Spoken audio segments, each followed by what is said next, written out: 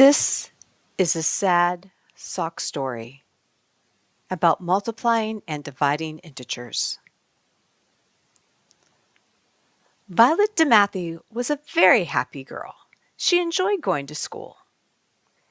But her school had a strong dress code policy. So let's just say it was a very strict school, and they were very passionate about students wearing matching socks. But that was okay for Violet because she loved her giant blue socks with a negative symbol on both of them. In fact, her blue socks brought joy to her dean.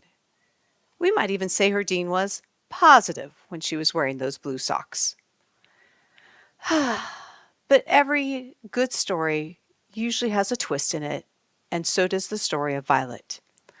One day she got up and she couldn't find her matching blue socks. She could only find one of them, and she had to come to school with non-matching socks. As you could imagine, this did not go well at her strict school. In fact, it made the dean very mad. Dare we say, negative. But don't fear, Violet eventually found her matching socks, and all was well with her. So we can look at this.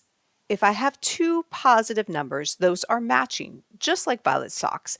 That makes the dean happy, so we get a positive answer.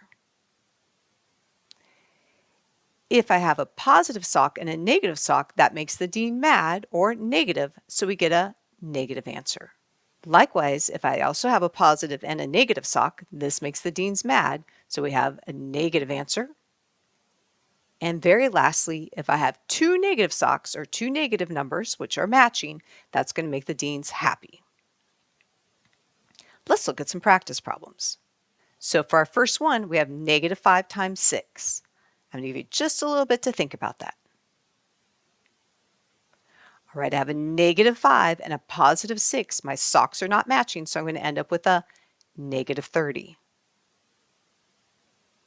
For number 2, I have negative 56 divided by negative 8. The socks are matching, so I end up with a positive 7. 4 times negative 9. My socks are not matching, so I end up with a negative 36.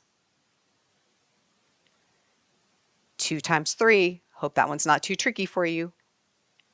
Two positive numbers, that's going to give me a positive 6. 3 times negative 7. A positive number times a negative number, that's going to give me a negative 21. And negative 48 divided by negative 6. My socks are matching. It's two negative numbers, so I'm going to end up with a positive 8. So I want to leave you with this multiplication or division chart. Remember, it works for both of them. And another way to say multiplication is times, which reminds me, where do math teachers like to go on vacation? Well, to New York City so they could visit Times Square.